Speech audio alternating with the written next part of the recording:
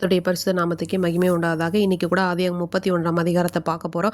இந்த அதிகாரத்தில் என்ன ஆகுதுன்னா, லாபானுடைய குமாரர்கள் லாபான் அதுக்கப்புறம் யாக்கோபு இவங்களுக்குள்ளாக ஒரு மனஸ்தாபம் ஏற்படுது. அதனால் யாக்கோபு என்ன பண்ணுறாருன்னா, பிரிஞ்சு நம்ம அப்பா இருக்கிற இடத்துக்கே போகலான்னு சொல்லி கானான் தேசத்துக்கு போகிற பிரயாணத்தில் லாபானும் யாக்கோபும் சந்திக்கிறது. அந்த இடத்துல அவங்க செய்கிற உடன்படிக்கை அதை பற்றி தான் நம்ம இன்றைக்கி பார்க்க போகிறோம். இந்த அதிகாரத்தில் கூட பார்த்தோன்னா, லாபானுடைய குமாரர் என்ன பண்ணுறாங்க அப்படின்னு சொல்லி பார்த்தோன்னா, எங்கள் அப்பாவுக்குள்ள எல்லா சொத்தையும் நீ எடுத்துக்கிட்ட அப்படின்னு சொல்லிட்டு நீ அதனால தான் இவ்வளோ வந்து நீ பணக்காரன் ஆயிட்டன்னு சொல்கிறாங்க.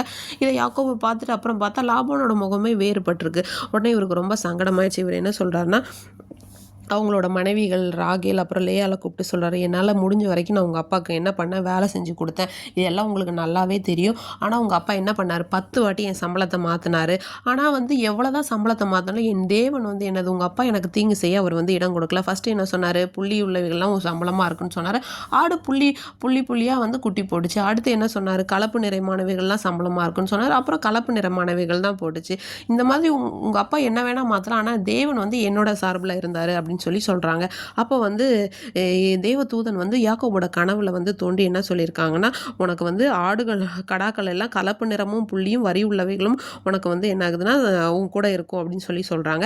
நீ வந்து ஒரு தூணுக்கு அபிஷேகம் செய்தல, நீ வர்ற வழியில் பெத்தேல்ல அந்த இடத்துல தரிசனமான தேவன் நான் தான், நீ இப்போ உன்னோட இனத்தார் இடத்துக்கு போ, நீ கானான் தேசத்துக்கு போன்னு சொன்னார் அப்படின்னு சொன்ன உடனே ராகேல் லேயால் என்ன பண்ணுறாங்கன்னா, இனிமேல் எங்கள் அப்பா வீட்டில் எங்களுக்கு வந்து இடம் கிடையாது, இனிமேல் எங்களுக்கு ஒரு பங்கு உள்ள சுதந்திரம் இல்லை, இவர் வந்து இப்படி எங்களை வந்து அந்நியராக மாதிரி நினச்சிட்டாரே, வேற ஆள் மாதிரி இப்போ வந்து எங்களுக்கு இருக்கிற எல்லா செல்வத்தையும் எடுத்துட்டு எங்கள் பிள்ளைங்களுக்கு ஒன்றும் இல்லாமல் பண்ணலான்னு பார்க்குறாங்களான்னு சொல்லிட்டு ஒரு சரி யாக்கோபு, உங்களோட தேவன் உங்ககிட்ட என்ன சொன்னாங்களோ அதன்படி செய்யுங்கன்னு சொன்ன உடனே யாக்கோபு என்ன பண்ணுறாரு, அடுத்த நாள் அவரோட மனைவிகள் ஒட்டகங்கள் கழுதைகள் எல்லா சம்பாத்தியங்கள் எல்லாத்தையும் எடுத்துட்டு அவர் என்ன பண்ணார், பிரயாணமாக தொடர்ந்து போகிறார்.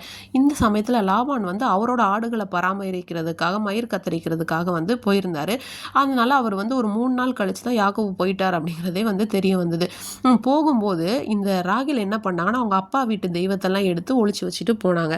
அதுக்கப்புறம் லாபான் வந்து இப்படி தெரிஞ்ச உடனே அவருக்கு ரொம்ப டென்ஷனாக இருக்கும்ல, பயங்கரமாக. உடனே அவர் என்ன பண்ணுறாருனா, திரும்ப அவர் பிரயாணம் பண்ணி ஒரு 7 நாள் கழிச்சு கீலேயாத் மலையில் யாக்கோபு கூடாரம் போட்டிருந்தார். அங்கே போய் அவங்கள பார்த்துட்டு வரலான்னு கண்டுபிடிச்சிட்டாங்க. அன்றைக்கி ராத்திரி வந்து லாபான் கிட்ட வந்து ஏசப்பா பேசுகிறாங்க, நீ வந்து நன்மையே அன்றி தீமை எதுவுமே பேசாதபடிக்கு எச்சரிக்கையாயிருன்னு சொன்னதுக்கப்புறமா இவர் என்ன பண்ணார், யாக்கோபை பார்த்து சொல்கிறாரு, நீ ஏன் இப்படி திருட்டுத்தனமாக வந்த, என்கிட்ட சொல்லியிருந்தா உனக்கு மேலத்தாளம் வச்சு சந்தோஷமாக அனுப்பிச்சிருப்பேன்ல, என்னோட பிள்ளைகளையும் நான் முத்த செய்து அனுப்பிச்சிருப்பேன்ல, சரி போனது தான் நீ வந்து இப்படி போன, நான் உனக்கு வந்து பொல்லாப்பு செய்யக்கூடாதுன்னு உன்னோட தேவன் வந்து என்ன பண்ணியிருக்காரு, என்கிட்ட சொல்லியிருக்காரு, ஆனால் உனக்கு பொல்லாப்பு செய்ய எனக்கு வல்லமை இருக்குது அப்படின்னு சொல்கிறாங்க.